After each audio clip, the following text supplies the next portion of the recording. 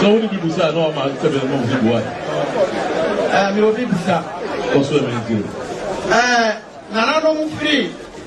Kakala ebedu sampa memo no. Nana ben penso. Ena nana no na for ba sentiment. Yera wadama me kasa me chirim. Se ya nana dongi chirifo sampa hina otosu no. Ono ena odi e ba sentiment. Esan na okun a emele e wo sampa. Wati yera nka on se kun nyina ate ne yera no de no ho be hye yera asia. Yera be bɔ ne ho ban. Ampa nso yera abo na fana sampa ho ban e free sa abere no be pim ene e bia e dra ne no.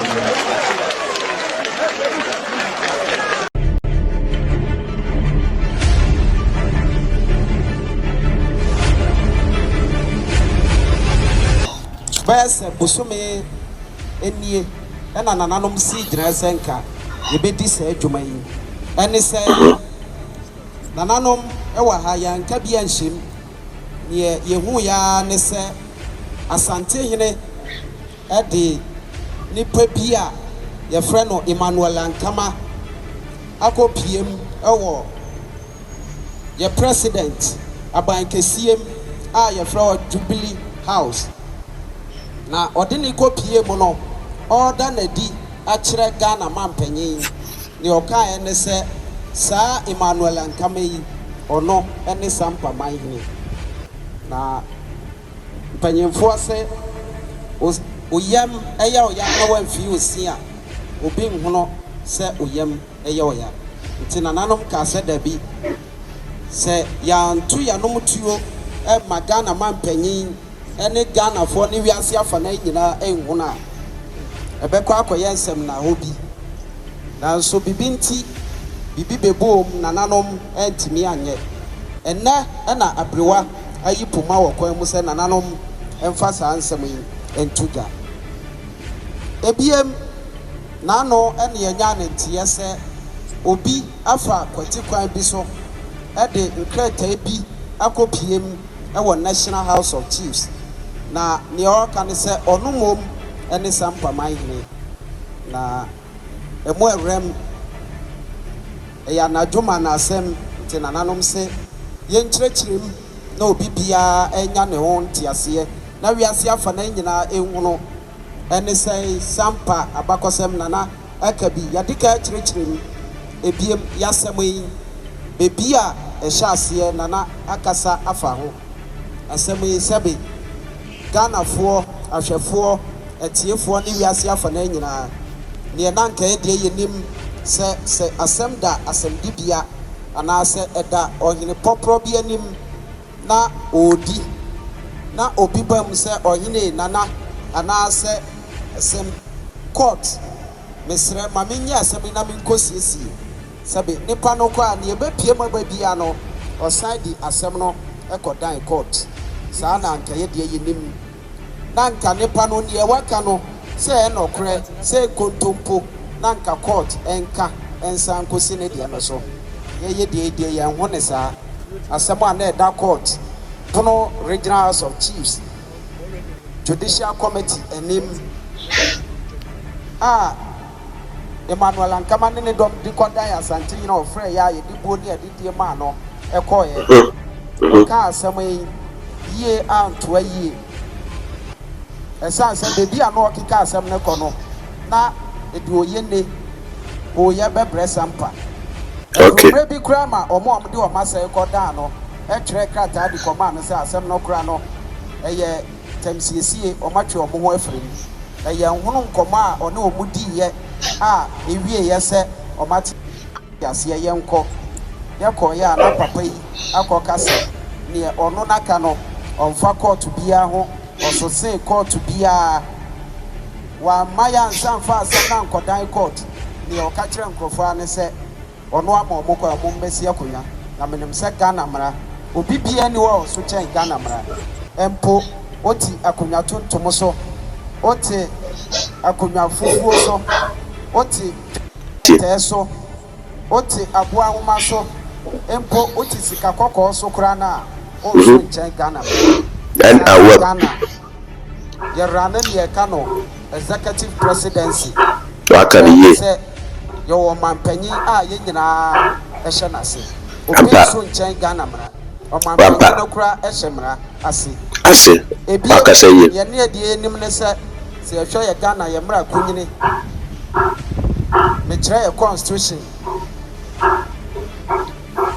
Article 17 clause 1 ekere se obi bia ne wa oso chen Ghana mra. Tie de ye nim se eyame sampa mayina okuji amaya osa modua Sumahene Dormaahene Drobohene Asante hene Togbe afede Ochi hene ohene bia ehye Ghana mra se nanso obi timi tena ne patom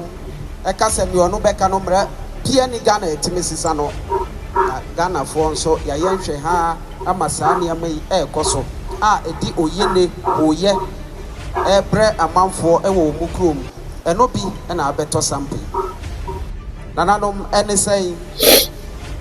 nananom efa amamre ni amane akwa so esi okudi amaya osamodia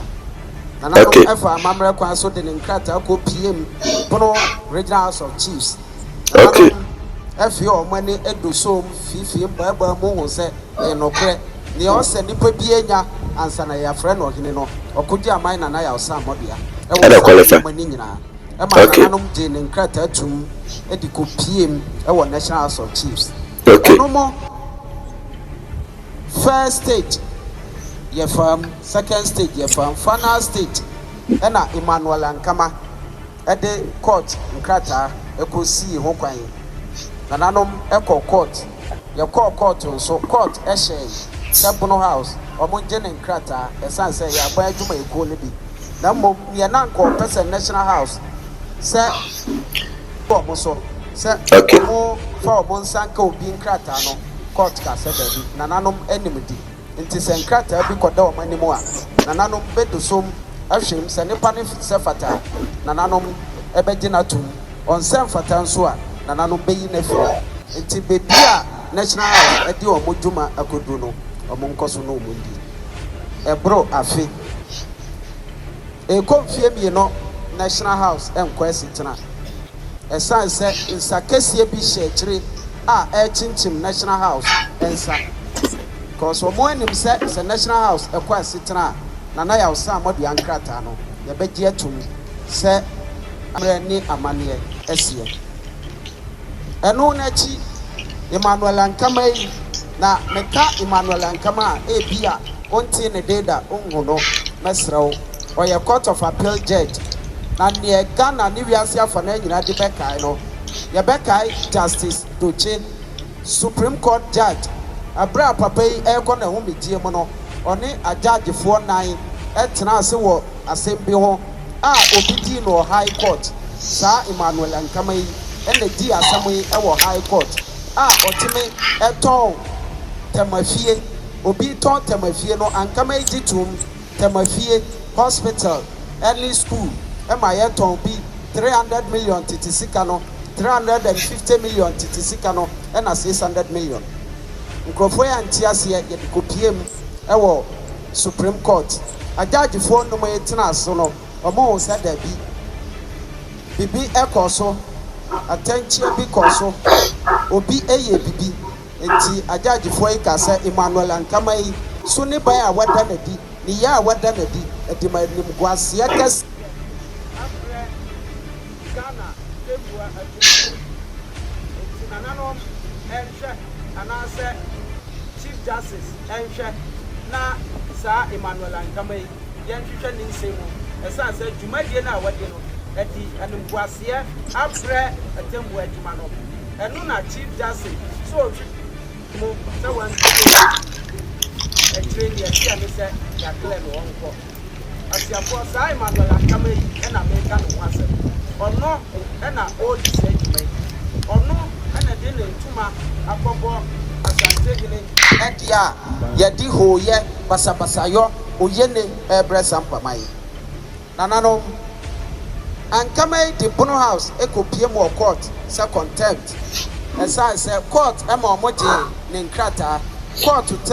Bono house etena so no nanano tumi no ye doso mhwehwe mo no sabe yakonwa tuntum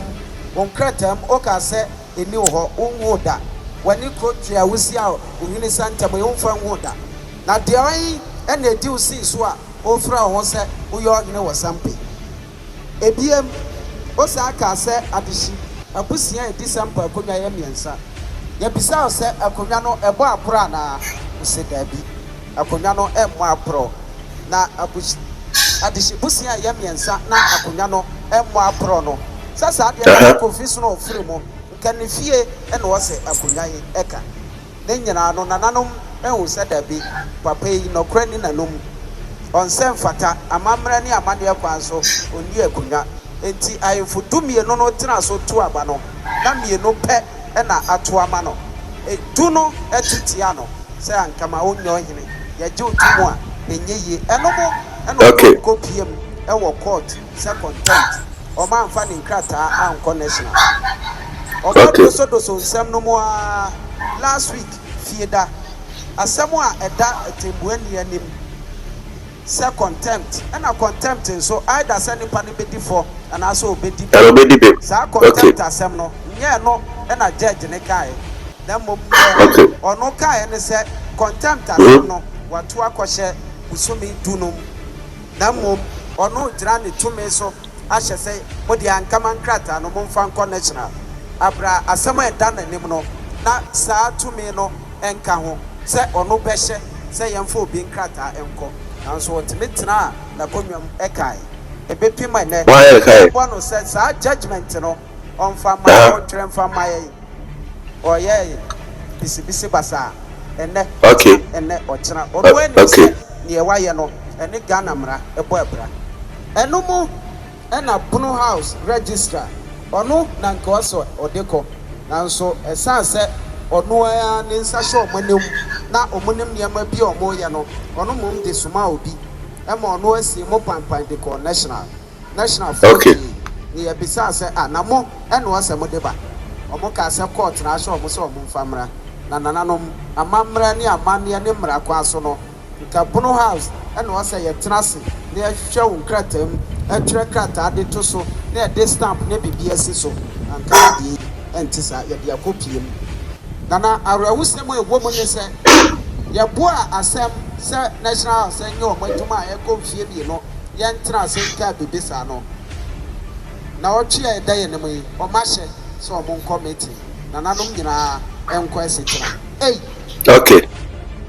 aban enisika nanso ankama ni asante hene akope ho sika se nananom enko esitira no mbetua na menemse asebu enimudi na nsebia ankama ne na busiafo eka no sampa se uwo sika otimiye bibia na omode ahemfo na eba national house no omode sika ato nananom nyina nti nananom betenase a amamra ni amane kwanso no ankama nyo hene na nso esanse ye de sika ato nananom adwen no nananom ebegina tu na me de menemse ayemfo a ewa Ghana esanse amamra ni amane kwanso ni demosi ade no obi masika ento na dwen esanse se scan ye de to a nkasa ayemfo yi enni ade temenemse nananom enimode ye behwe amamra ni amane kwanso ya tenase edi dwuma a esefata ya boama asumdwe abasampa absiafo maka ne sa no sampa kane nanka den se obete se etu beto na so bebi a kika kono yase aboa ne nya ono onka wa omfie ne senkyerɛw bebi a eduro no nananom abusiadom ne sampa man nyina asigyinae se yentena ho emma obi mfa ne sika emmeje yajapade ne nananom edigya yen enti yebɛbɔ ho ban nananom se ye ma Ghana mampanyin His Excellency John Dramani Mahama